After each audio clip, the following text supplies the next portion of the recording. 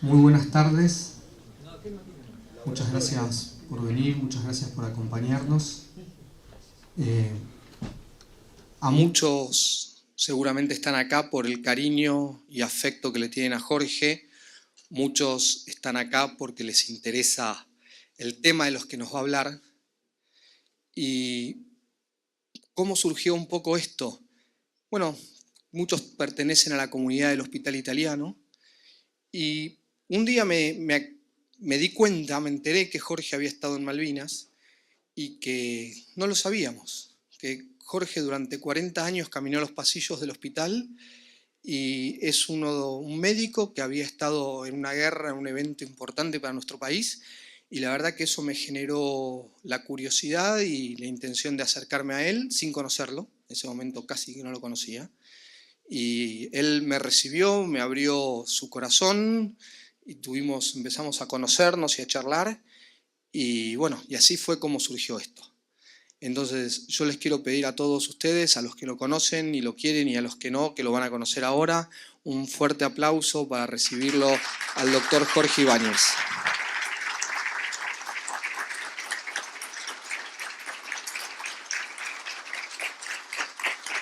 Gracias, Ignacio, por la invitación. Por favor. Jorge. Gracias por la invitación. Gracias a vos y gracias a la gente que vino. Sí, lamentablemente con la tempestad que hubo hoy, suponía que iba a venir más, pero es suficiente. A veces vale la pena hablar para 4 que te escuchan y no para 200 que te miran. Yo creo que hubo mucha expectativa en todo esto.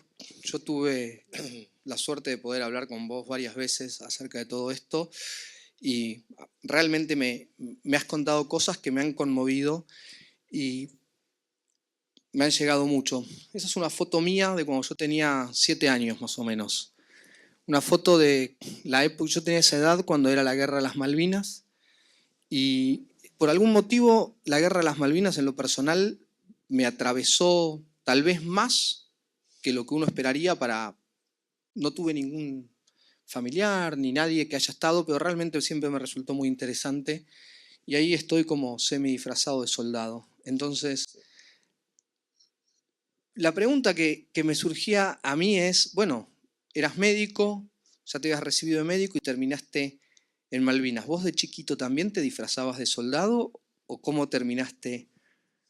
No, yo quería ser veterinario cuando era chico y después cambié los animales por la gente y entonces estudié medicina. Pero no, el tema de por qué yo entré al ejército te lo explico en 2 palabras. En aquellos tiempos el servicio militar era obligatorio y cuando uno estaba estudiando tenía obligación de pedir prórroga si quería terminar la carrera. Yo pedí prórroga, terminé la carrera y me iba a presentar para hacer el servicio militar como cualquier hijo de vecino, a los 23 años ya con mi diploma de médico debajo del brazo. Vino mi cuñado, el que está actualmente casado con mi hermana, y me dijo textualmente: tengo la vaca atada. Vamos a la escuela Lemos, hacemos el curso de 1 año de teniente primero médico, te dan el servicio militar cumplido y después nos vamos a casa. Bueno, extraordinario, nunca vi un tipo tan inteligente, dije yo. Nos fuimos a la escuela Lemos, hice el curso y cuando lo terminamos nos pusieron las estrellas de teniente primero médico y irse costaba muy caro porque al ejército le había costado muy cara la formación de nosotros. Entonces yo no tenía plata para pagarlo, entonces no me quedó otra cosa que irme destinado a algún lugar a prestar servicio durante 3 años y después sí me podía ir gratis. Y ahí fue donde me tocó ir a Puerto Deseado, provincia de Santa Cruz, al Escuadrón de Exploración de Caballería Blindada 9. Empecé siendo el jefe de sanidad del Escuadrón de Exploración de Caballería Blindada 9. Uno de los que llegó al límite con Chile en el conflicto limítrofe que hubo con el canal de Beagle. Ahí también estuve. O sea, estuviste destinado en el Escuadrón de en Exploración Beagle de Caballería en el 78, Blindada. Sí, cuando casi entramos en guerra con Chile. exactamente. Y el Escuadrón de Exploración es el primero que entra a explorar para ver lo que hay y después vuelve a contarle al regimiento de caballería, pero que está atrás. Sé que estábamos en la punta, requete punta. Y yo venía con la ambulancia. La primera ambulancia que entraba a Chile era la mía. Menos mal que vino Zamoré y nos salvamos porque esa guerra hubiera sido tremenda. ¿Y dónde estabas en el 82? En el 82, bueno, yo estaba haciendo mi vida normal. En el libro, en las primeras hojas ya lo cuento, y ya teníamos a Malena, que era chiquita, tenía 2 años, nació en el 79 Malena, 2 años y medio, y Anita estaba embarazada de Jorgito. Vivíamos en la calle Rivadavia 8481, y yo estaba haciendo mi vida normal, ya se había declarado la invasión y ya Argentina había tomado el lugar. Ya las Malvinas eran argentinas, yo lo escuché a Bernardo Neustadt decirlo por la radio el 2 de abril a las 7 de la mañana. Y bueno, fui a trabajar como todos los días, era casi todo normal, no pasaba nada, pero todos decían, esto no va a pasar nada, vos te crees que los ingleses van a cruzar el mar para venir a recuperar las islas, esto se arregla por la vía diplomática. Yo pensaba, qué equivocados que están, acá se va a armar una, pero no lo decía porque no quería ser el pájaro de mal agüero y el mufa de decir, no, vamos a ir a la guerra. Así van pasando los días, nos llamó el coronel Alberto Cosme Tadeo Muñoz y nos dijo, preparen todo por las dudas, tengamos que ir a la guerra. Y ahí fue cuando me fui a buscar algunas cosas que me faltaban en el equipo, como por ejemplo la marmita para comer, la mochila, la cantimplora, cosas que uno no tenía acá estando en un instituto. Y una de las cosas que me dieron fue el casco, que allí está. Y a la tarde nos fuimos a casa de mis viejos, fuimos con Malena y yo llevé el casco que era verde y le pedí a mi papá si me lo podía pintar, si me podía pintar las 3 cruces de la Cruz Roja. Y mi viejo, que era pintor artístico, me lo pintó con un aerógrafo. Y ahí está el casco pintado. Yo me acuerdo que cuando lo pintaba se le cayó una lágrima y fue la única vez que lo vi llorar. Ni cuando se murió mi abuela, que era su mamá, lo volví a ver llorar. ¿Y qué pasó en esos días? Bueno, en esos días, el 6 de abril, estaba atendiendo el consultorio y me llama Anita para decirme que había roto bolsa, pero que me quede tranquilo, que no tenía dolor, que estaba todo bien. Le digo, yo voy corriendo para allá. Sí, pero vení tranquilo, que yo me voy a bañar. Bueno, cuando llegué ya se había bañado, estaba con las uñas pintadas, estaba perfecta. Y subimos al auto y la llevé a la clínica Los Andes, que quedaba en la calle Gaona y Avenida San Martín. Estacioné en Avenida San Martín, bajé con ella, hicimos los trámites ahí en admisión, todo muy rápido. Y cuando estaba en la habitación le digo, mira, voy a ir a estacionar bien el auto porque está acá en la avenida y me van a meter una multa. Entonces me fui 5 minutos, no creo. A mí me parecieron que fueron 5 minutos, tal vez habrán sido 10. Cuando vuelvo, la empleada administrativa se adelanta y me dice: lo felicito, doctor, tuvo un varón. Le digo: no, me parece que debe estar equivocada, porque yo recién salí a estacionar el auto y fue lo único que hice, y mi señora recién entró y estaba lo más bien, no tenía ni dolores. No, no, no, no, no, seguro, dice, usted tuvo un varón. Bueno, está bien, yo no le creí, digo, esta está loca que va a tener un varón si no tenía ni dolores. Y me fui al quinto piso, que era donde estaba maternidad, y entré a una antesala que ve de parto. Sale una enfermera y yo estaba de ambo blanco. Y me dice: ¿usted es el pediatra? Cuando me dijo si yo era el pediatra, me avivé que todo había sido tan rápido que ni el pediatra había llegado. Entonces le dije: sí, soy el pediatra. Entonces me dice: pase por acá. Me dio el camisolín, gorro, guantes, todo, y me puso el bebé en la mano, que era mi hijo, ese que El está bebé. allí, el bebé. Y bueno, le hice le controlé los signos vitales, le miré si no tenía ninguna obstrucción faríngea y estaba todo bien, lo bañé, lo sequé y se lo di a la enfermera para que lo vista. O sea que el 2 de abril se invaden las islas, el 6 nace tu hijo. Exacto. El 6 nace mi hijo y entonces ya con todo bien, todo internada, ¿viste? Vino mi suegra y se adjudicó la tarea de cuidar a su hija y al nuevo nieto. Yo fui al departamento a buscar unos descartables que nos habíamos olvidado, o algo, no me acuerdo si era descartable o qué, porque en esa época había poco descartable y ningún teléfono celular. Y cuando llegué me encontré con el telegrama donde me pedía que el día 7 me presentara en Aeroparque, no, en la Escuela de Ingenieros, preparado para ir a Malvinas. O sea que mi hijo nació el 6 y yo el 7 tenía que ir. Llamé por teléfono para ver si me podía tomar un par de días para organizarme y me lo negaron. Entonces, bueno, me dieron un día más. Entonces el 8 viajé a Paraná. Y el 8 viajaste a Paraná. Sí. Después, y de ahí te fuiste. No, de Paraná después fuimos a Curuzucuatiá, donde estuvimos organizando todo el tema del hospital que íbamos a realizar allá en Malvinas, que no era un hospital, era un puesto principal de socorro. Esa foto donde estoy yo ahí saludando, Sos vos. ese soy yo, sí, ese soy yo.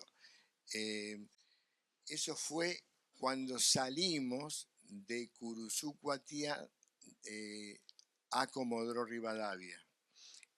Y de Comodoro Rivadavia a Malvinas, esa es la foto, donde habían sacado los asientos y ahí íbamos a las Islas Malvinas. Y volaron a Puerto Argentino. Volamos a Puerto Argentino, llegamos a las 12:30 de la noche y ahí nos subieron a un camión que no se veía nada, de nada, no se veía nada, y en el camión alguien empezó a cantar la marcha de las Malvinas y todos lo seguimos y fuimos casi durante 10 minutos que duró el viaje, porque es muy cortito el trayecto hasta el lugar donde fuimos. Fuimos a los tribunales de Malvinas a pasar la noche, porque era el único lugar que había más o menos moderadamente cálido como para pasar la noche. Y nos tiramos en el suelo con la bolsa de dormir y pasamos la noche allí. ¿Y después a dónde los destinaron finalmente?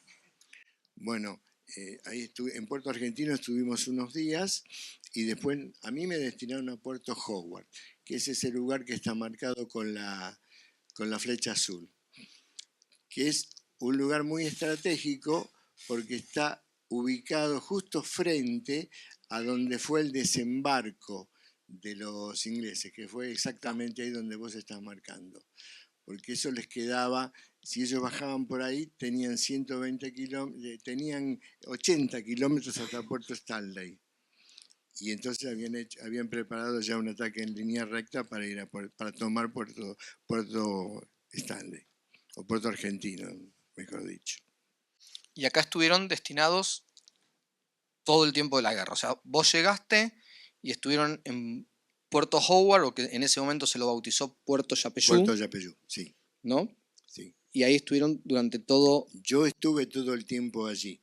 Estuve unos días en Puerto Argentino, pero estuve todo el tiempo allí. Porque en Curuzú-Cuatiá, ahí nos juntaron, ahí había médicos del hospital de Curuzú-Cuatiá y había médicos del hospital militar.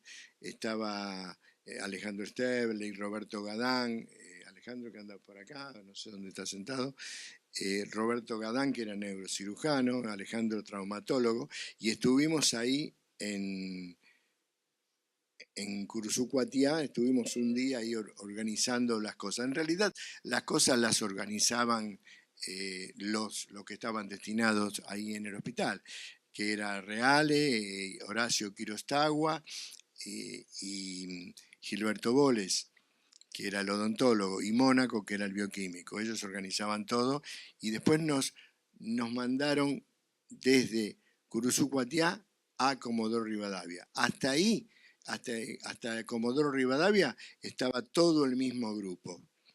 Y fuimos al liceo de Comodoro Rivadavia a alojarnos. Una vez que nos sacaron de Comodoro Rivadavia y nos mandaron a Malvinas, a Steverlich y a Gadán los perdimos. Creo que uno fue a Bahía Fox y otro... ¿Dónde está el doctor Steverlich? ¿Vos te acordás? ¿Vos, ¿a dónde fuiste vos? Sí, ¿dónde fue Gadán? Gadán fue a Fox. A Fox, ¿y vos? Y yo estuve volando con helicópteros buscando heridos, después estuve en el Monte Dos Hermanas en la primera línea y en el hospital operando. Los tres lugares, en el hospital como cirujano, en primera línea en el Monte Dos Hermanas y después volé helicóptero a ver al Ganso y a Fox a buscar heridos. Buenísimo. Y ahí fue donde nos separamos todos, según. Ahí nos separamos todos, sí, sí. Y yo me hacía mucha mala sangre porque no saben el coronel lo mal que se portaba en el casino de oficiales de Curuzú-Cuatiá. Se portaban de mal. Pero yo nunca fui muy severo con ellos porque reconocía que alguna salida tenían que tener porque era un momento de estrés que había que vivirlo. Y ahí en Puerto Yapeyú empezás a escribir el diario. En Puerto Yapeyú empecé a escribir el diario, exactamente. Y lo escribía en donde podía, porque si había algo que faltaba era papel. Había papel higiénico, pero no servía. Pero el otro papel, el de escribir, no había papel por ningún lado. Entonces lo escribí en un diario que yo tenía y a veces me encontraba un paquete de harina, lo abría y despacito con una tijera y me hacía una hoja blanca donde ya ahí podría escribir mucho. O si no, cuando ligábamos algún chocolate, del lado que viene plateado no, pero del otro lado se podía escribir y escribía. Eras ahí. Un reciclador Y sí, en una época en la cual no se hablaba de reciclaje. Era muy difícil encontrar papel ahí, no era fácil. Era terrible encontrar papel. Por ejemplo, me acuerdo una vez, había visto unas cajas de cirugía que estaban esterilizadas y envueltas con un papel blanco. Yo lo miraba ese papel, digo, qué lindo ese papel cuando lo agarre, cuando abran la caja esta y yo agarre el papel. El día que se abrió la caja no tuvimos tiempo de hacer nada. Se abrió para trabajar y no había joda, de que papel ni papel. Cuando quise acordar ya lo habían recontratirado el papel que envolvía la caja.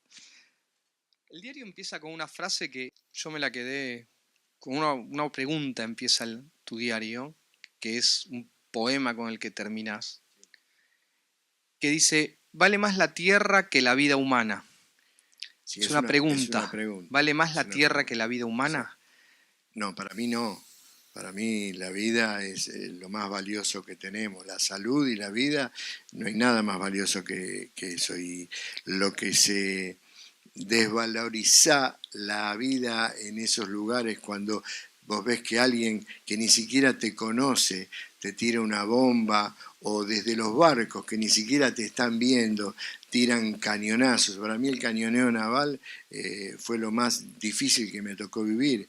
Es una bomba tras otra, boom, boom, boom, y vos sentís el ruido y tenés que estar ahí en el pozo cuidándote de que no solo de que no te pegue, sino de que no le pegue a nadie, porque si no lo tenés que atender. Y la verdad que nos pegaron bastante ahí en Puerto Howard, porque era el lugar que tenían que atacar para que ellos puedan desembarcar tranquilos. Ellos teniéndonos a nosotros ocupados, porque en Howard había una batería de artillería, un regimiento de infantería, bueno, la sección de sanidad y había una sección de ingenieros también. Y bueno, nos tuvieron bien ocupados con un cañoneo naval mientras ellos hicieron el desembarco. Cuando yo leí el libro, uno pensaría que ese diario es un diario de guerra. Y si alguien quiere encontrar ahí las cosas que uno ve en una película de guerra, creo que no las va a encontrar. Y me pareció que es un diario terriblemente humano, un diario de que contás sinceramente lo que a vos te pasaba. Y una de las cosas que hice mientras lo leía es, encontraba como cosas que aparecían muchas veces y empecé a ver a través de algunas palabras, dice, ¿cuántas veces aparece esta palabra en el diario? ¿Vos sabés la palabra que más aparece en el diario? Dios. Dios. ¿Y la segunda? Anita. ¿Quién es Anita? Mi señora. Es la figura de Dios, la figura de tu familia, la figura de tu mujer, el extrañar, el añorar, el valorar las cosas cotidianas, es lo que terriblemente más aparece en la vida, en el diario, en forma continua. O sea, no es un diario donde aparezca la guerra, no es un diario donde aparezca la muerte, el enemigo, la sangre. Es un diario donde hay estas son las palabras que me fueron llamando la atención y que fui contándolas cuántas veces aparecían, no manualmente, ¿no? Pero hoy los programas nos permiten hacer eso y creo que la figura, sobre todo, empecé porque me sorprendió la cantidad de veces que vos hablabas de Anita, y lo primero que fue, y dije, muchas veces más aparecía Anita que otras cosas. Y cuando estuvimos charlando de esto, vos me dijiste de la figura de lo que representaban las mujeres, claro, en la guerra. Claro. ¿No? Y vos me hablaste de las mujeres y de lo que llamaste las mujeres invisibles. Te cuento. ¿Nos querés contar Sí, qué es lo que vos llamás las mujeres invisibles? Las mujeres invisibles son las mujeres que fueron a Malvinas y no se supo hasta hace relativamente poco tiempo. Porque lamentablemente al volver de la guerra, no hablamos de la guerra en ningún lado. Una de las mujeres invisibles era Susana Massa, que estuvo en el buque Bahía Paraíso. Bueno, había 4 más, yo no me acuerdo los nombres. Silvia Barrera es otra. Liliana Colino es otra que era de aeronáutica. Bueno, y estaban en instrumentadoras que asistían a los cirujanos ahí en el buque Bahía Paraíso. Susana Massa era instrumentadora en el Hospital Militar Central en el servicio de otorrinolaringología, en el mismo lugar donde estaba destinado yo. Ella fue instrumentadora mía durante 5 años. Jamás me dijo que había estado en Malvinas. Y yo tampoco le dije a ella jamás que había estado en Malvinas. No nos contábamos, no hablábamos del tema en ningún lado. Porque donde tocaban el tema y se enteraban que estaban en Malvinas, ya te miraban de una manera distinta. Pero esas son las verdaderas mujeres invisibles, que hay un libro que se llama Mujeres Invisibles, que los invito a buscarlo porque está en internet, se puede bajar. pero yo siempre tuve la tarimbela de pensar en las mujeres que se quedaron acá y su marido o su novio fue a la guerra y no sabían nada. En esas mujeres no pensó nadie. Jamás leí ninguna mención de esas mujeres que estuvieron acá solas. Imagínate a Anita con Malena chiquita de 2 años, Jorgito recién nacido y ella con 21 años. No es fácil llevar una vida. Aparte, porque recién veníamos de Puerto Deseado, Santa Cruz, en Buenos Aires, decir que teníamos unos vecinos bárbaros ahí en la calle Rivadavia que nos daban un apoyo extraordinario. Norberto Loza, Sara Silva, El Pampa, gente extraordinaria que le daban una mano a Anita, bárbaro, que yo cuando volví me di cuenta que no se había quedado sola, se había quedado muy bien acompañada. ¿Pensaste que podías no volver? No tenía ninguna duda que podía no volver. Incluso me salvé un par de veces de cosas bravas. Te invito a ver un video. Dale. En la Guerra de Malvinas hubo un grupo de mujeres que colaboró en diferentes áreas, desde la logística que implicó el conflicto hasta en arriesgadas maniobras de rescate a soldados heridos.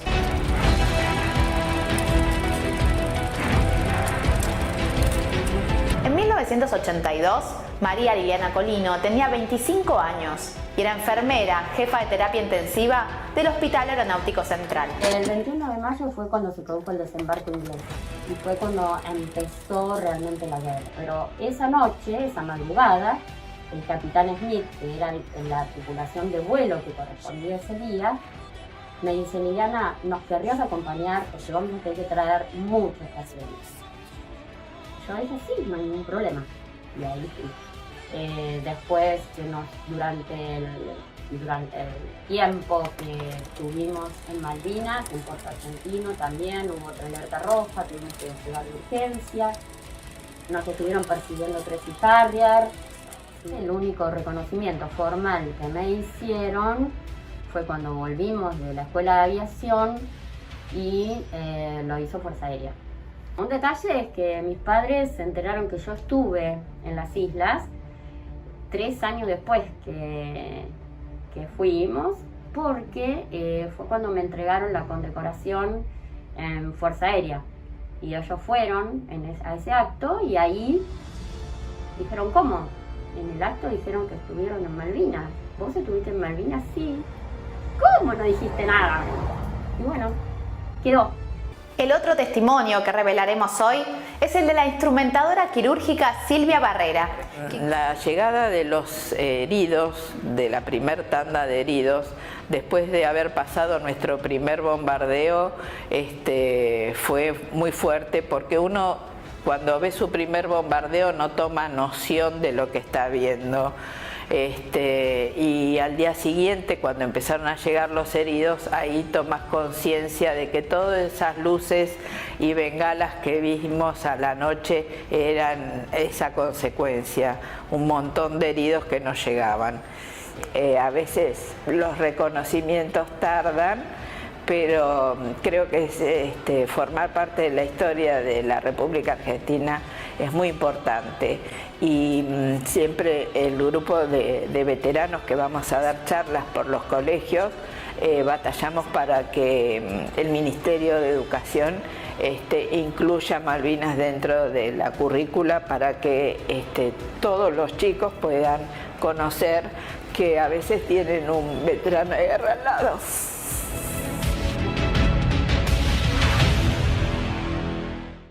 ¿Cuántos años estuviste en el hospital italiano? 32. ¿Y cuánta gente sabía que tenía un veterano de guerra al lado?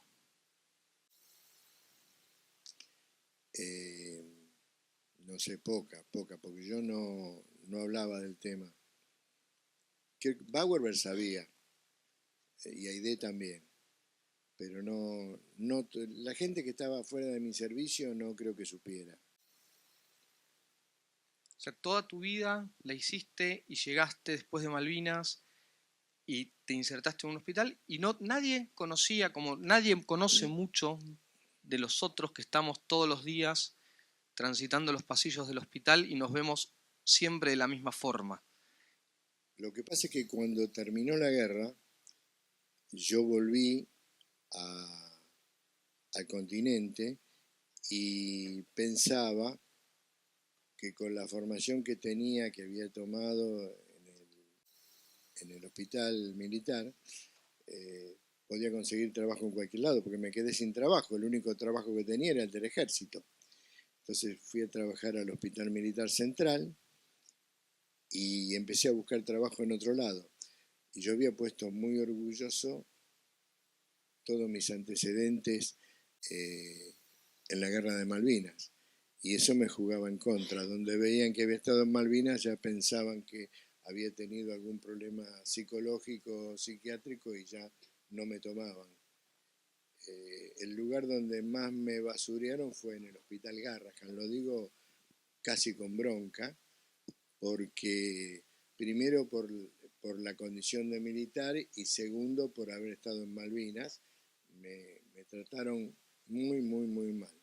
Entonces opté por sacar los antecedentes del currículum, no puse más el hecho de haber estado en Malvinas y ahí me presenté al concurso en el Hospital Italiano y me tomaron. Nunca supe si fue por casualidad o no, pero después hablando con el doctor Sibori me dijo que me hubieran tomado lo mismo, si lo hubieran sabido. Pero yo siempre lo trataba de esconder porque se me complicaba. De hecho, cuando te lo comenté el otro día, cuando fui a sacar el registro para conducir, vieron en el documento que dice es combatiente héroe de la Guerra de Malvinas. A mí héroe me queda grande, no estoy convencido de eso. Me mandaron al psicólogo. ¿Y eso cuándo fue? Cuando fui a sacar el documento la vez anterior. ¿En qué año? No, ahora, hace poco, hace 2 años. Hace 2 años. Fue cuando pusieron en el documento que habías estado en las Malvinas. Cuando leyeron eso, al psicólogo. Y eso da bronca. Ahí, eso lleva a toda una cosa que es lo mismo que decías antes, de que tu instrumentadora en el Hospital Militar Central no hablaban de lo que pasó. No se hablaban, no se podía expresar, no había posibilidades de... Poder podías, no hablábamos directamente. Yo vi Beatriz Parrado no vino, ¿no? No la veo. Bueno, Beatriz Parrado es una chica que fue residente, yo la formé en otorrinolaringología, en la parte que me tocó a mí. Y me preguntaba el otro día cuando la invité, siempre me pregunté por qué nunca hablabas de lo que habías pasado en Malvinas. Y no, yo nunca hablaba. Y estábamos en el hospital militar, que ahí se podía hablar tranquilamente. Y yo no hablaba de Malvinas. No hablaba porque ya tenía una experiencia de que cuando decía que estuve en Malvinas la gente te miraba distinto. Otro tema era cuando volvimos de Malvinas, los que volvimos, no fue mi caso porque yo tengo una idea diferente, pero los que habían estado en las islas miraban con cierto recelo a los que no habían estado, pero también cumplieron su función acá y estaban preparados para ir en cualquier momento, obedeciendo órdenes, obviamente. Pero, por ejemplo, a mi esposa le llevaban el sueldo a la casa, que eso era una cosa muy importante que nadie la ve, pero te cuidaban a la familia. ¿Y por qué hoy nos estás hablando? ¿Por qué? ¿Por qué hoy estás acá? ¿Por qué después, en una época que no se hablaba, donde preferías no hablar, qué te llevó? La primera vez que yo te propuse hacer esto, vos me dijiste que no, y yo volví a mi casa con un sentimiento que después te pedí disculpas, de haber la sensación de, tal vez de intempestivo, de no haber medido lo que significaba para vos invitarte a hacer esto. Y te llamé y te pedí disculpas por si te había ofendido o si sentía que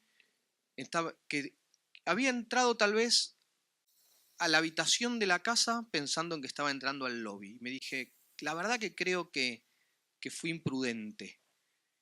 Y tiempo después vos me llamaste y me dijiste, quiero hacer esto. ¿Qué fue lo que cambió? ¿Qué proceso me dio todo eso? El tema de la guerra hay que vivirlo y te lleva años. Es sin ser igual, el cerebro se equivoca y lo vive como una violación. Entonces tenés que pasar una determinada cantidad de tiempo para poder decir, bueno, ahora sí quiero hablar y quiero contar qué es lo que me pasó y qué es lo que hice y qué es lo que me hicieron. Pero no lo podés digerir enseguida, te lleva su tiempo. No pensé yo nunca que me iba a llevar 40 años, pero yo no he hablado ni en mi casa de la guerra, ¿no? Es muy raro que hable de la guerra. No sé si con Malena o con Jorge he hablado alguna vez, pero si he hablado muy poco. No es que no lo hablaba afuera, en mi casa tampoco. Con mi señora no lo hablamos ahora. Yo escribí el diario, lo tengo en una caja ahí en una biblioteca y lo escribí y no lo volví a leer hasta hace poco, hasta que me puse a hacer el libro.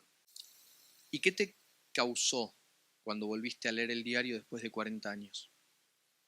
Y había cosas que no me acordaba y me causó mucha emoción. Y entonces me empecé a sentir, de lo que yo me sentía culpable, me empecé a sentir orgulloso. Esa diferencia tuve. Todo un proceso. Todo lleva un proceso. ¿Viste? Ahora se me fue de la mente, ¿cómo se llama este? D'Artés, que se fue a Brasil, que lo acusaron de un acoso sexual. La chica que lo acusó después de 20 años de haber ocurrido el tema. ¿Y por qué después de 20 años y no enseguida? Y porque tuvo que madurar todo eso para poder animarse a decirlo. Y bueno, acá es algo muy, muy parecido. ¿Sos creyente? ¿Crees en algo? En Dios creo, obviamente, con todas las veces que lo escribí. Sí, creo que hay un ser superior que maneja todo. No se puede creer que al cuerpo humano haya nacido de una célula, otra célula, otra célula. No, eso lo hizo alguien. Si vos mirás nada más que el riñón, te vas a dar cuenta que el asa de Henle y el glomérulo renal no lo pudo hacer la naturaleza sola. Alguien te tuvo que haber metido ahí, porque es todo tan perfecto. Y como te digo el riñón, te digo el corazón y todos los órganos que tenemos. Eso está creado por un ser superior al que no hemos visto. ¿Y en la guerra, la relación con Dios, en la guerra y en la paz, es igual? Lo llamás a cada rato. Por favor, que se termine esto. Lo llamás a cada rato. Te pasa muy cerca. Pero yo sufría mucho por lo que le pasaba a los que estaban alrededor mío. Hay una parte en el libro que estoy muy enojado con uno que venía gritando. Pero no me gritaba a mí, le gritaba a los subordinados. Y yo lo agarraba y le decía, no, tenés que tratarlo de otra manera. Ellos están tan estresados como vos y la están pasando tan mal como vos. Así que no los tratés así. Bueno, no nos poníamos de acuerdo. Pero cuando la autoridad se convierte en autoritarismo es un error. Me preguntaste qué era la autoridad del otro día. Te pregunté qué era la autoridad. Bueno, la autoridad es el derecho que se le da a una persona a darle órdenes a un grupo de personas. Eso es lo que le pasa a un general, a un coronel. Pero esa autoridad tiene que tener su límite, porque si no se entra en lo que se llama abuso de autoridad. Esa pregunta te la hice en realidad pensando en otra cosa. En Mabragaña. Sí, no necesariamente. O sea, esa es la autoridad institucional en el marco de una institución como es el ejército, muy verticalista. Claro, totalmente. Y el otro decía, ¿qué es la autoridad? Cuando alguien tiene autoridad, cuando alguien sabe, no porque tenga mayor rango, si tengo que consultar, hacer una interconsulta con un anestesiólogo, sobre el tema de consulto, independientemente del rango, el anestesiólogo sabe, tiene más autoridad que yo. Tengo que dializar a un paciente como médico y consulto. Entonces, esa autoridad no es una autoridad vertical, sino es una autoridad porque tiene un peso específico y esa persona es una autoridad en ese tema más que yo.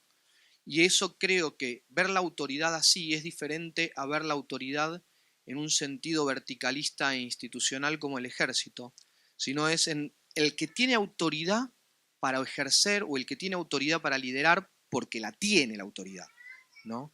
Entonces me parece que, nada, cuando hablábamos eso, yo la pregunta te la hice pensando en qué es la autoridad y cómo se usa esa autoridad y quién la tiene. En general coincide que el que tiene mayor jerarquía tiene más experiencia y puede tener la autoridad.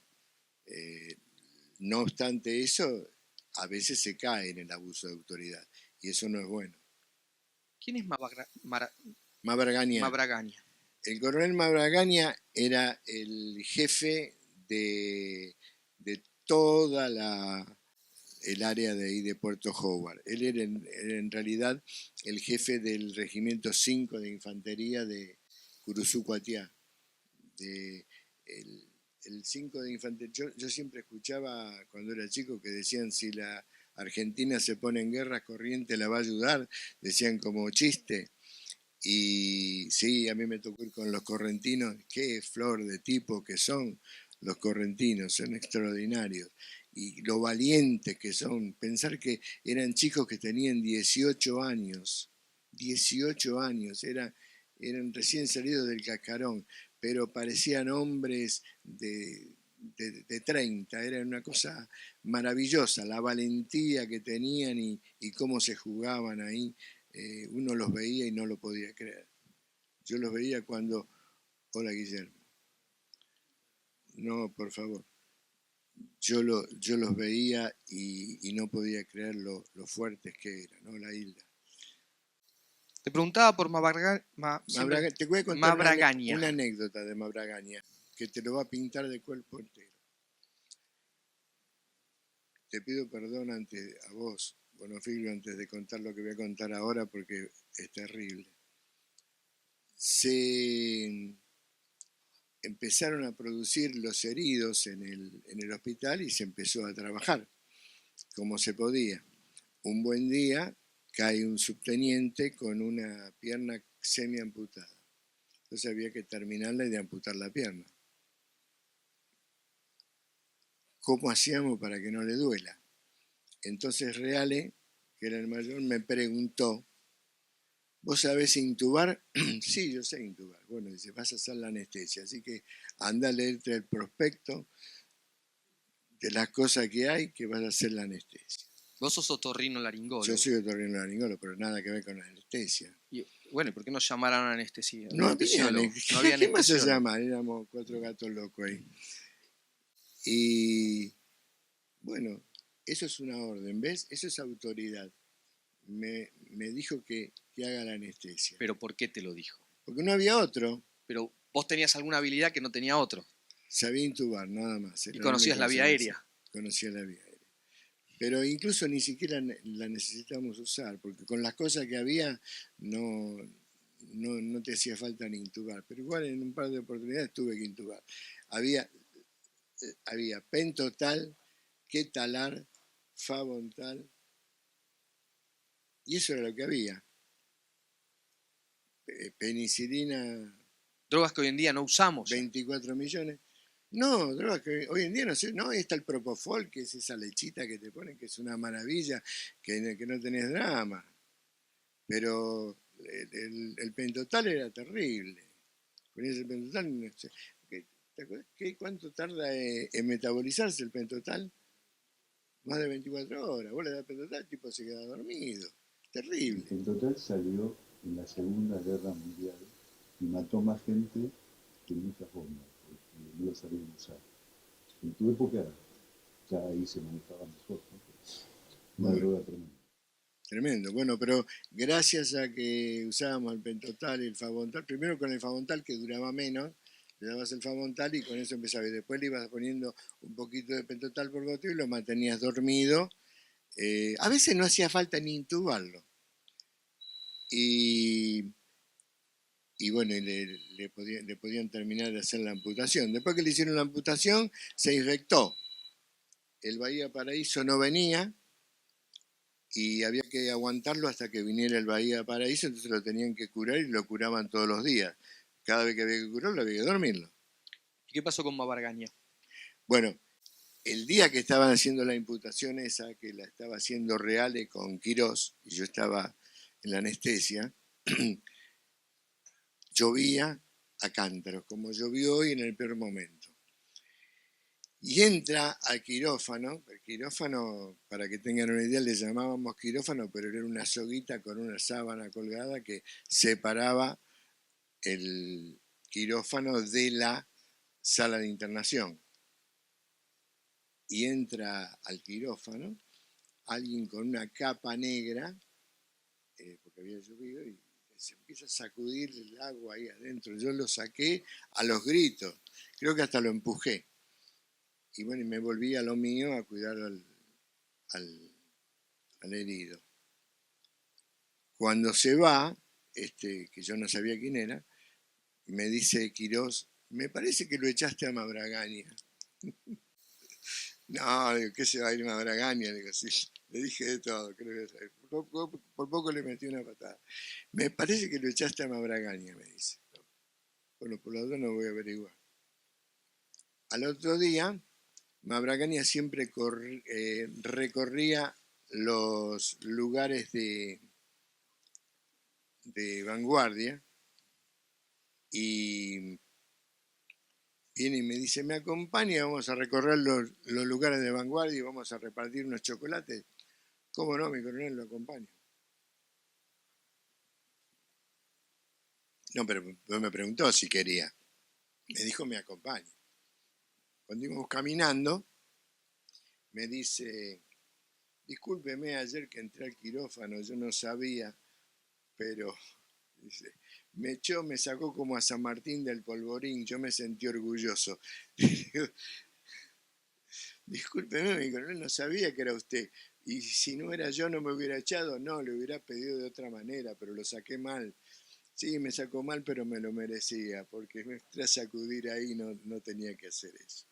Gran tipo Mabragaña, excelente persona. Se ocupaba de los soldados en forma personalizada. Y estuve leyendo sobre todo lo que había pasado en Puerto Howard y también unas cosas que me pareció impactante fue que hizo un decálogo, de Mabragaña escribió un decálogo sobre cómo relacionarse con la población civil. Ah, sí.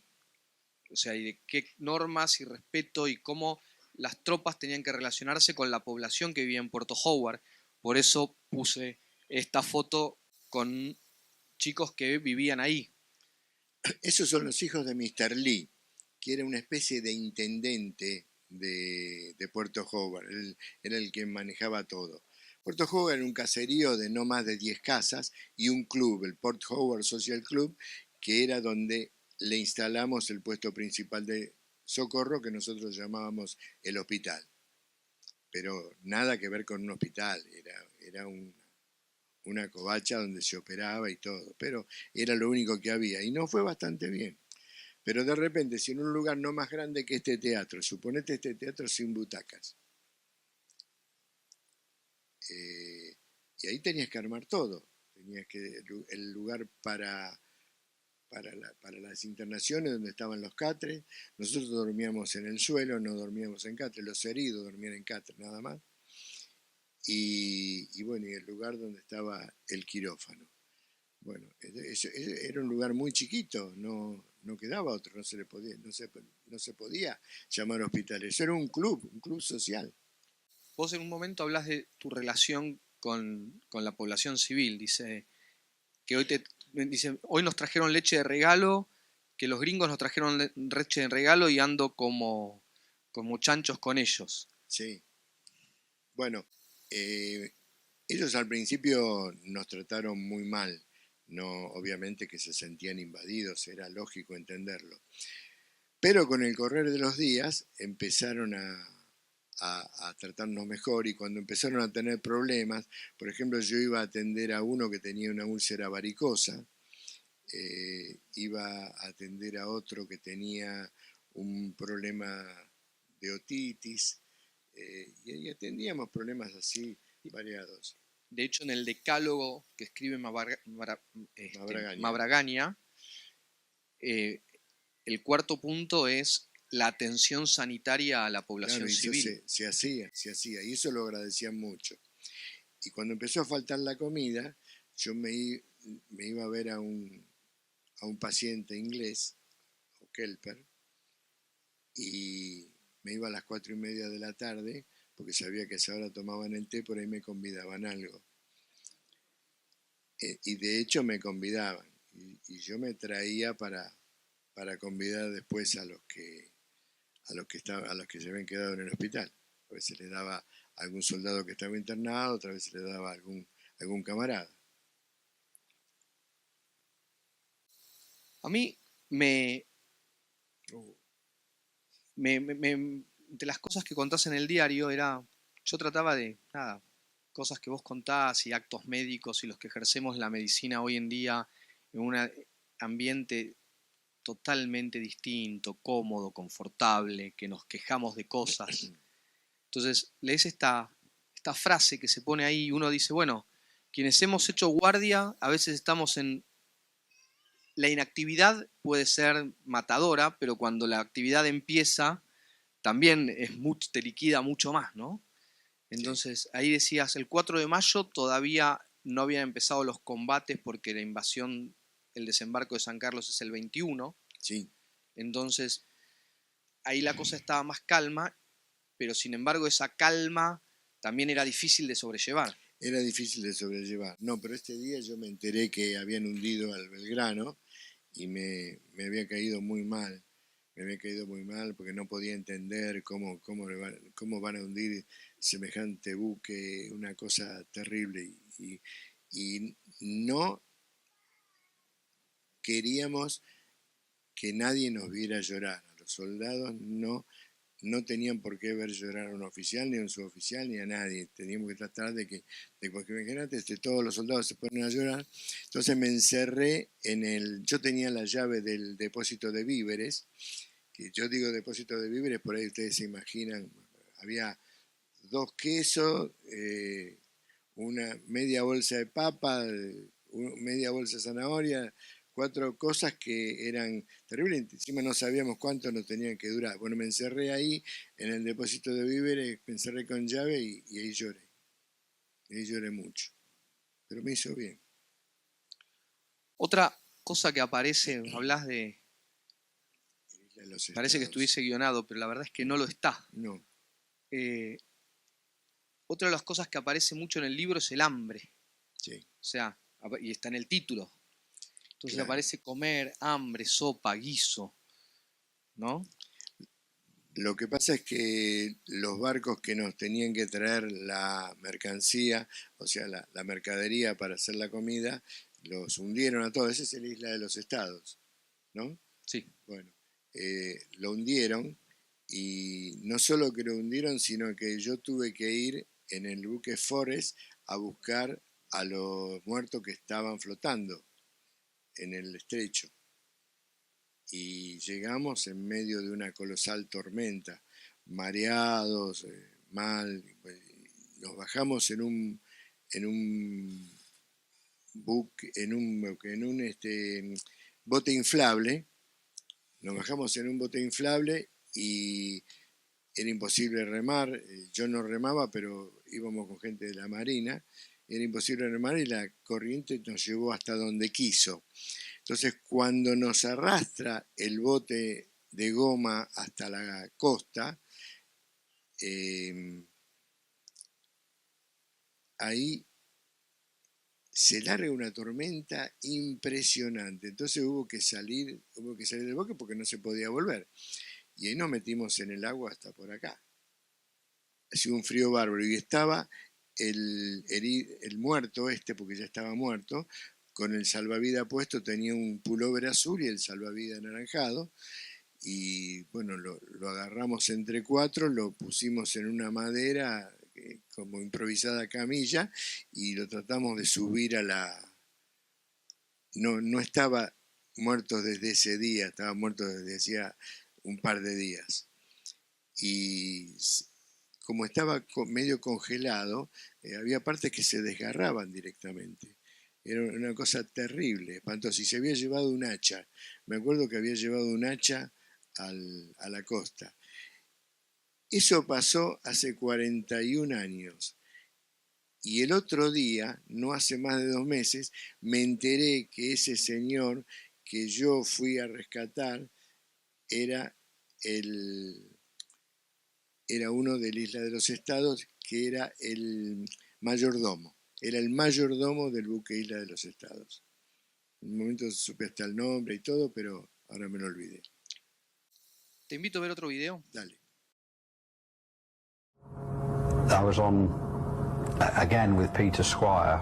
We were the second mission of the day to support the amphibious landings in San Carlos by the British Army. So I set off to the Falklands on the support mission, and I spoke to HMS Antrim, who were running the forward air controller side of the air war, and they gave me targets in the Port Howard area, a target to go and attack, and I was carrying cluster bomb units, and so I planned this attack in the Port Howard area. 15-20 minutes after my first time through there, I was back on a different attack direction, doing a little over 500 knots, but this time the Argentinian forces were ready for me, and that's when I got shot down. And I didn't see anything, but I just heard 3 large bangs in real quick succession, and the aircraft was out of control, just went into a very fast, what we call an aileron roll, a fast spot roll. And then the third thought was, I've got to time this right. And as I came towards the upright again, I just looked down and saw my hand pull the handle, and out I went. And I heard the crack of the miniature detonating cord, which exploded the canopy, and that was my last thought. My next thought was when I came to regain consciousness underwater. I was about 6 foot under, and the sunny side was up, and I just flapped my way to the surface. I was in a state of shock because I wasn't thinking logically or correctly. I was kept buoyant on the surface of the water, basically by the buoyancy of my immersion suit, which is like a wetsuit.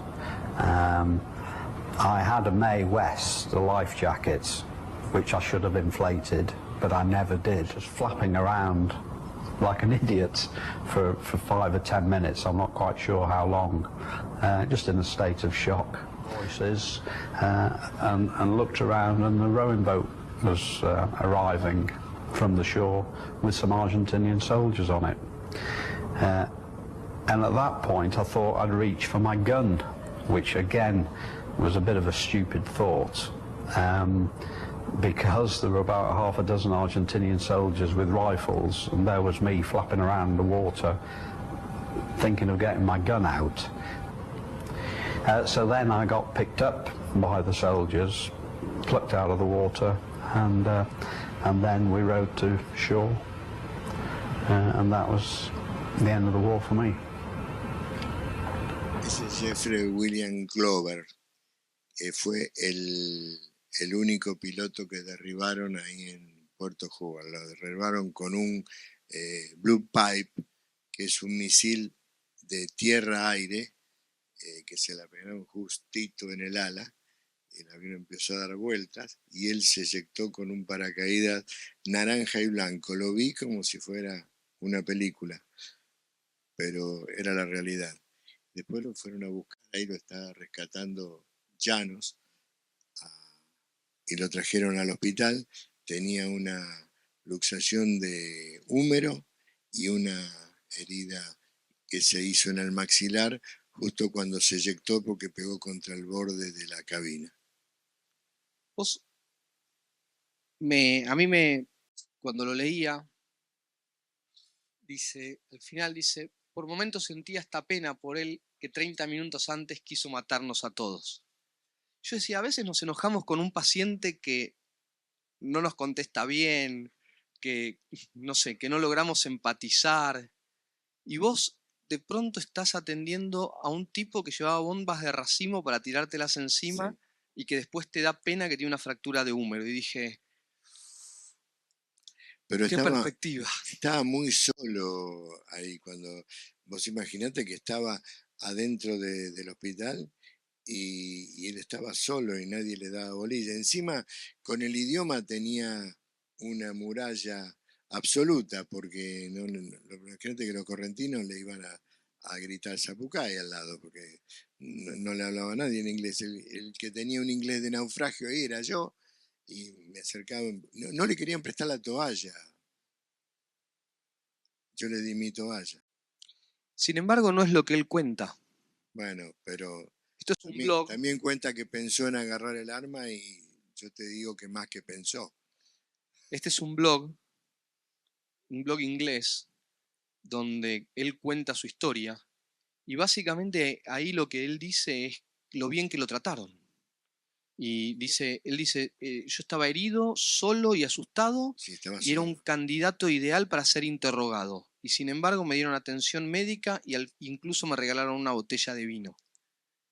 Entonces, sí, me parece como significativo el poder haber encontrado algo que cuente el otro lado de la historia, ¿no? O sea, él 35 años después, lo que rescata es que lo atendieron bien y que le regalaron una botella de vino. Tampoco lo ataron. Si bien estaba en el catre, estaba suelto. Y hay una foto, que ahora lamento no haberla puesto, que es el momento que él se va trasladado a Puerto Argentino, donde sale del hospital y está saludando a todos. La saqué yo la foto. Si el que le está dando la mano es Mónaco, el bioquímico. Entonces, me parece que es muy significativo. A mí, como diciendo, atendiendo pacientes todos los días y a veces en situaciones que nos vemos sobrepasados, estamos cansados y decir, wow, pensar que atender a alguien que 10 minutos antes te quería bombardear. La verdad es que es algo que a mí me parece muy significativo. ¿Qué es esto? El Canberra, el barco más impresionante que vi en mi vida. Cuando termina la guerra, se acepta la rendición y nos trasladan en una lancha de desembarco. Bueno, primero vienen los ingleses al hospital a hablar con los oficiales argentinos y arreglamos cómo va a ser la rendición, le entregamos todas las cosas. Entonces, yo hablé con un odontólogo inglés y me dijo, se pueden llevar algo de instrumental por si en el barco necesitan atender a algunos de los argentinos, lo hacen con el instrumental de ustedes. Yo me llevé un par de cajas y, bueno, todos más o menos llevaron algo. Abajo de la bolsa puse una camisa, ropa interior y otra cosa, y metí el casco dado vuelta, y arriba le metí más cosas, y entonces llevé la bolsa, y adentro fue el casco. Por eso llegó acá. No hay cascos acá, todos los cascos los tiraron al mar. Les hacían sacar los cascos y entregar los cascos en el momento de la rendición. Claro, los tenían que dejar tirados en el piso. Y yo me lo metí en la bolsa y me lo traje. Y después, cuando te daban un cartoncito azul con un número que coincidía con el número de la bolsa de cada uno. Y ese cartoncito azul, cuando retirabas el equipaje, por así decirlo, te devolvían la bolsa que era la tuya. Y ahí estaba mi casco. Hay una cosa que vos me mencionaste varias veces en nuestras conversaciones y que lo mencionás en el libro, y que de hecho vos me lo dijiste como una frase que tiene peso propio, que me decís, he's a British soldier. Oh, eso es una cosa que me pasó a mí, que me marcó para toda la vida. Cuando yo vengo en el Canberra, el enfermero que me cuidaba era Ian. Entonces, Ian me ayudaba a mí a curar a los argentinos. Teníamos 20 y pico de argentinos en el barco Canberra, heridos y con cosas menos leves. Había uno que tenía una hemorroides ulcerada, que era el que más jorobado estaba en cuanto a dolor. Y bueno, cuando terminábamos la atención, que prácticamente era una atención de enfermería, él abre un locker, había un tiro al blanco, saca 3 dardos, se aleja un poquito del locker y tira, tac, tac, tac. Y yo veía qué puntaje había sacado, un 6, un 4 y un 2. Entonces agarraba el radio y decía 6, 4, 2, le decía exactamente el puntaje que había sacado. Y al otro que no lo veía, nunca supe si estuvo en otro barco o estuvo en algún otro lugar del Canberra, porque el Canberra es tan grande que puede haber estado en otro lado del Canberra, se sentía por la radio, tuc, tuc, tuc, los 3 tiros de dardo, y el otro le decía, por ejemplo, 2, 2, 3, y perdía. Y el que estaba de este lado tiraba otra vez y le decía 9, 8, 10. Y era verdad que había hecho ese puntaje, pues yo lo estaba viendo. Del otro lado, el otro, 2, 2, 1. Y yo pensaba, este estúpido, macanealo si no lo están viendo. Entonces un día le pregunté, Ian, ¿cómo estás seguro que te dice la verdad y no te está dejando ganar? Me miró a los ojos y me dijo, he is a British soldier. Es un soldado británico. Para él era suficiente para saber que no le iba a mentir. Me dejó pedaleando en el aire, no sabía qué contestarle. Nunca más hice una pregunta de ese tipo. Pero me marcó para toda la vida. Y atendiste británicos en el barco también. Atendí británicos, sí. Atendí un británico, pero casi cuando estábamos llegando a Puerto Madryn fue eso.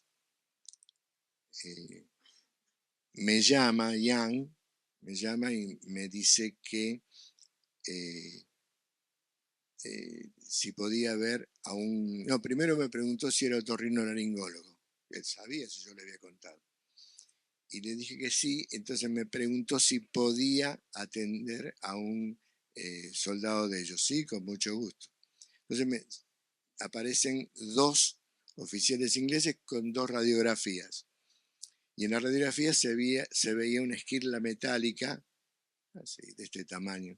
Una esquirla metálica que estaba ubicada anatómicamente en el centro de la cabeza. Era el cabo. Pero con esas incidencias radiológicas que tenía, era un frontonazo y una mentonazo y una base de cráneo en posición de Hirsch, no podía ayudar la certeza de que fuera el cabo. Entonces le pregunté si no se podía hacer un perfil estricto y una radiografía de cabo. Me dijeron que sí. Como a la media hora aparecieron de vuelta con la radiografía y ahí certifiqué que la esquirla esa estaba en el cabo. Y bueno, pregunté si podía ver al paciente y me dijeron que sí, y me llevaron a donde estaba.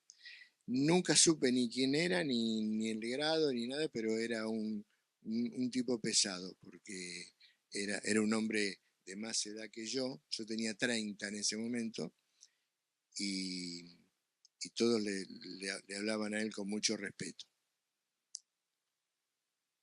Cuando veo que está en el CAUN, digo, bueno, lo primero que tengo que hacer es mirarle atrás de la campanilla a ver si tiene algo.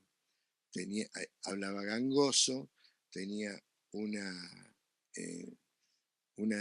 supuración por la fosa nasal izquierda, y entonces digo, bueno, lo puedo revisar, please, me dijo el inglés, como ya, pues yo tenía miedo de meterle mano. Y entonces pedí una luz, me dieron la luz, y me armé con mi destreza, agarré una sonda canalada que era normal y la doblé en una puerta y quedó con esta forma. Y esto lo usé para retraer el velo del paladar. Con la mano izquierda retraje el velo del paladar y ahí vi la esquirla.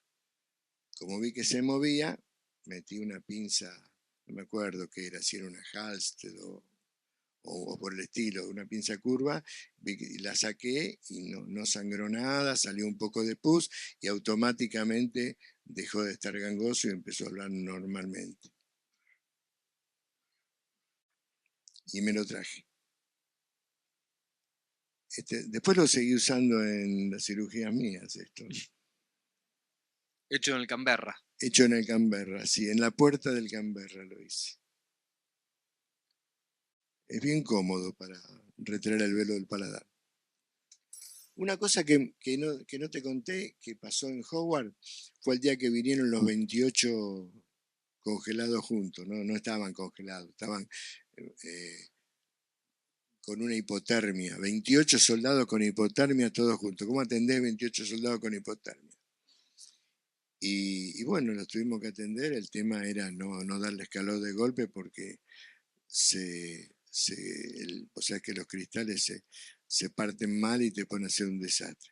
Yo dormía abrazado a un correntino toda la noche. Para darle calor. Para darle calor, exactamente. Y como yo, casi todos los que estábamos ahí. Y el otro día estaban perfectos. ¿Qué pasó cuando desembarcás en el Canberra?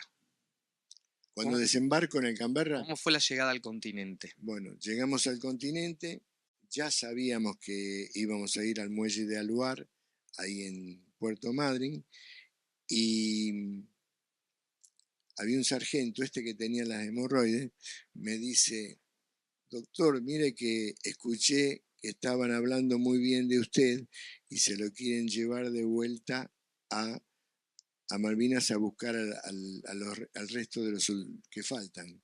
Faltaban como 3.000 más. No me digas. ¿Y dónde lo escuchaste? Y lo escuché a Ian, que estaba hablando con uno, le decía que era muy bueno y todo, así que fíjese. Entonces yo bajaba herido por herido, los iba poniendo en la ambulancia, algunos iban con médico, otros iban solos, y cuando bajo al último, que era este sargento,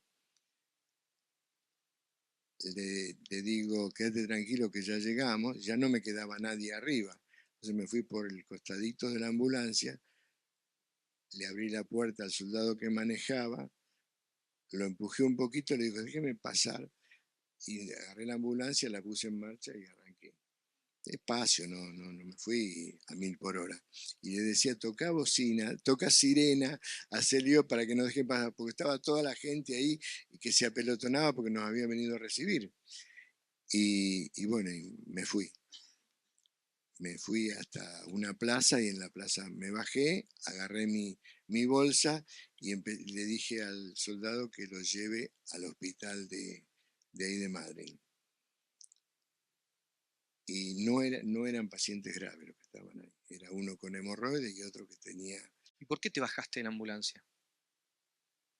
porque yo estaba esperando que se fuera el Canberra, pero yo me quería perder, me tenía que hacer invisible, que no me vieran, porque me andaban buscando para mandarme de vuelta a las islas. Yo no quería ir ni loco, una vez que había llegado acá no me agarraban ni con bolsa mojada. ¿Vos tenías miedo que los argentinos mismos te mandaran al Canberra de vuelta? Me estaban buscando los del Regimiento 7. Sí, los argentinos me estaban buscando los del Regimiento 7 de La Plata. Y bueno, entonces me puse a caminar con mi bolsa, paró un camión que venía lleno de soldados y me preguntaron si necesitaba algo. Entonces le dije, sí, necesito ir al aeropuerto, pensando que quedaba por ahí el aeropuerto. 65 kilómetros quedaba el aeropuerto. Y me llevaron. Ellos iban para el aeropuerto. Me llevaron y ahí me encontré con la gente de la Compañía de Sanidad 3, que eran los correntinos, que no los había visto desde que había subido al Canberra. ¿Y después de ahí a dónde fuiste? Ahí fuimos al avión de vuelta y en el avión nos trajeron a las 12 de la noche a la escuela Lemos, nos trajeron escondidos. De repente doblamos en un lugar donde había una lucecita y empezó a tocar una banda militar, la Avenida de las Camelias, que es una banda muy linda, una música muy linda, muy energizante. Y nos llevaron a la escuela Lemos. Ahí nos bañamos, nos cambiaron la ropa, nos dieron de comer y como a las 3 de la mañana fuimos a dormir. Y al otro día, revisación médica. ¿Y después a tu casa? No, teníamos que quedarnos ahí, no sabíamos cuánto tiempo, pero nos querían engordar porque habíamos bajado mucho de peso. Yo había bajado 17 kilos. O sea, la idea ni siquiera podías volver a tu casa. No podías volver a tu casa. Yo decía, pero ¿cómo puede ser? Estoy a 20 kilómetros de mi casa y los correntinos no tenían problema porque eran de corriente, pero nos dejaron ahí y no se podía salir. Entonces yo la primera noche dormí ahí. La segunda noche, cuando llegaba la hora de dormir, dije, yo me escapo. Y por la puerta de la guardia no se podía salir. Entonces la llamé a mi señora para hablar. No era como ahora que agarras el celular y llamas. Había que ir a la enfermería, conocer a alguien, prestarme el teléfono. Y le dije, venime a buscar por tal calle, por el costado de la escuela Lemos, y yo voy a salir ahí a las 9 en punto de la noche. Y vino Anita, la trajo el Pampa Silva con Sara y con Jorgito. Vino con Jorgito, que lo vi de grande porque yo lo había visto cuando era recién nacido y no lo había visto más, lo vi enorme. Era un bebé de casi 4 meses. Y bueno, y fui a un puesto de guardia, le dije al soldado, yo me voy a ir. Sí, mi capitán me dijo, el otro dicho, te está borracho. Yo me voy a ir por acá y a la mañana le doy mi palabra que vengo, así que quédese tranquilo, no se haga ningún problema. Claro, a él lo relevaban en 2 horas. Y bueno, y me fui, subí al auto y me fui. Y al otro día volví y entré por la guardia caminando como si entrara a mi casa. Y nadie me preguntó nada. Claro, te ven el grado, no te preguntan nada. Lo que menos se imaginen. Yo me fui a dormir a mi casa. No dormí en la Lemos. Y el otro día fui ahí a las 6 de la mañana, estaba desayunando. Esa fue la segunda vez que me escapé. ¿Y hay alguna otra? Sí. No hay 2 sin 3. No hay 2 sin 3. Cuando se acaba el tema de la Lemos, que estuvimos casi una semana, llega la orden de que teníamos que volver a Curuzú-Cuatiá en tren. Y yo estaba a 20 kilómetros de mi casa, me van a llevar otra vez a Corrientes para después que me tenga que volver desde Corrientes. Entonces le dije a Reales esta vez. Digo, Reales, a mí me van a llevar a Corrientes otra vez, yo vivo acá a 20 kilómetros. No, ¿cómo te van a llevar? Bueno, si vos te podés ir, buscate la forma y andate, que yo después en Corrientes te arreglo el tema. Y bueno, entonces cuando hablé por teléfono de vuelta, fui a la enfermería, hablé por teléfono con Alberto Feijó, amigo mío, y le digo, esperame en la barrera de Martín Coronado, que ahí el tren pasa despacio. Me esperó en la barrera de Martín Coronado y pasaba el tren por allí, y yo cuando enganché un lugar más o menos mullidito, agarré la bolsa y me tiré del tren, caí arriba de la bolsa. A los 30 años no pasa nada, todo de crema. Me tiro hoy, quedo en 4.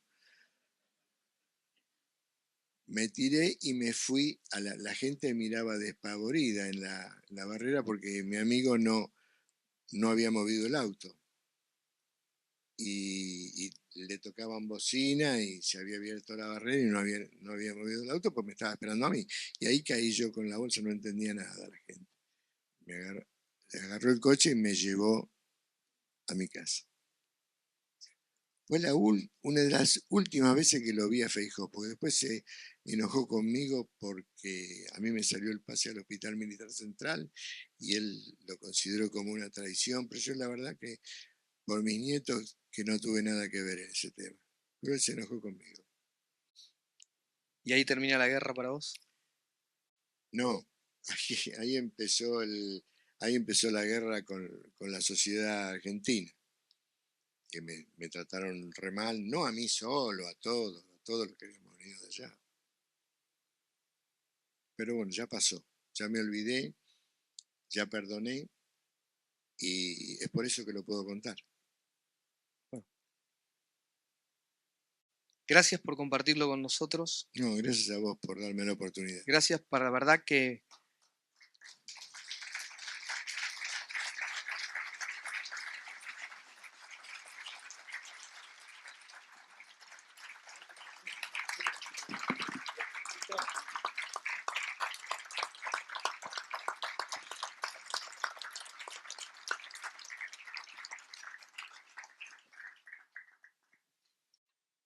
gracias, Jorge. Gracias por compartirlo con nosotros. Gracias por contarnos una historia que creo que hoy nos la estás contando como si fuese fácil, pero te tomó 40 años poder estar acá y contarlo. Y gracias, creo que adentro del hospital trabajan 10.000 personas y que todos tienen una historia, todos tienen otras caras que no vemos todos los días. Y me parece que es muy importante que cuando nos cruzamos en el pasillo y nos vemos la cara, sepamos que hay otros lados.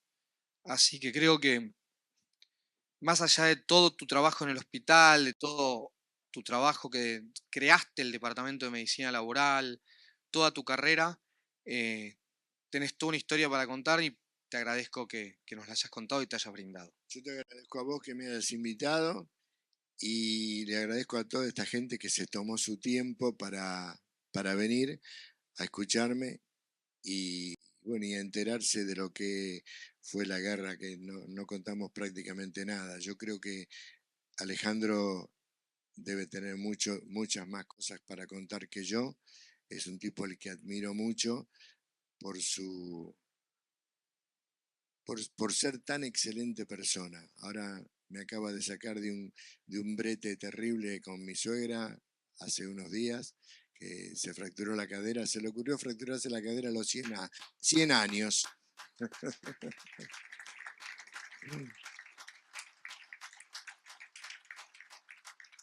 Pero Borges decía que la amistad no necesita frecuencia, el amor sí. Yo a Alejandro no lo veo hace muchísimo tiempo, pero muchísimo tiempo, no hace 40 años, pero sí puedo decir que hace 20. La última vez que te vi fue en la casa de Susanita. Bueno, Susanita es una doctora traumatóloga que trabajó con nosotros en el hospital italiano.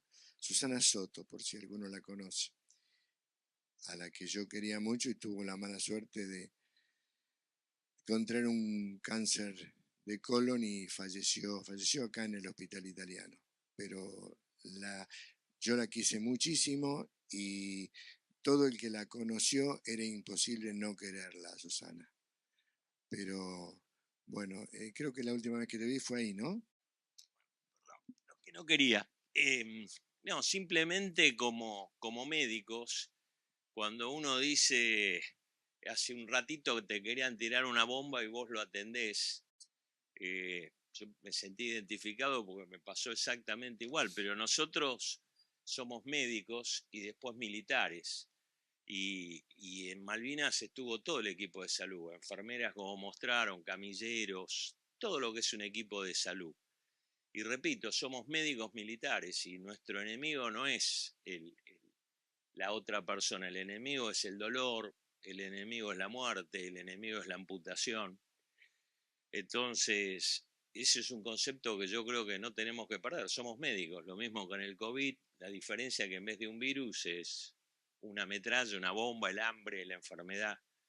Y como él hablaba, atendimos apendicitis de chicos de Malvinas, atendimos a civiles, fracturas, había hambre. Y recuerdo un solo oficial que sacó una radio porque quería escuchar el mundial y fue expulsado de la isla porque no robó comida, una radio para escuchar un partido, y fueron muy duros con él. Él lloraba y me decía, mi papá es militar y yo me siento una basura, y yo lo fui a... O sea, me refiero, somos médicos. Entonces, el médico lucha contra otro enemigo a lo largo de siempre. Y si uno es buen médico o buen enfermero, el enemigo siempre es otro. Simplemente ese concepto para entender un poquito por qué es tan fácil para nosotros entender que aunque ese piloto haya tirado una bomba, yo después lo seguí en Puerto Argentino, de esa fractura, luxación. Es un concepto que creo que para que ninguno se vaya de acá sin entenderlo, somos médicos. Y con eso ya está dicho, el enemigo es otro, no es la otra persona, es la enfermedad. Nada.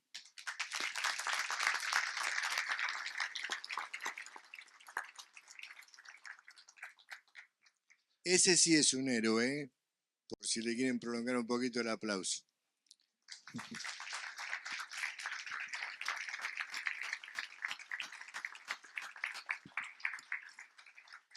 Doctor, muchísimas gracias. Doctor Ibáñez. Gracias. Muchísimas gracias. Gracias a ustedes. Buenas noches. Buenas noches.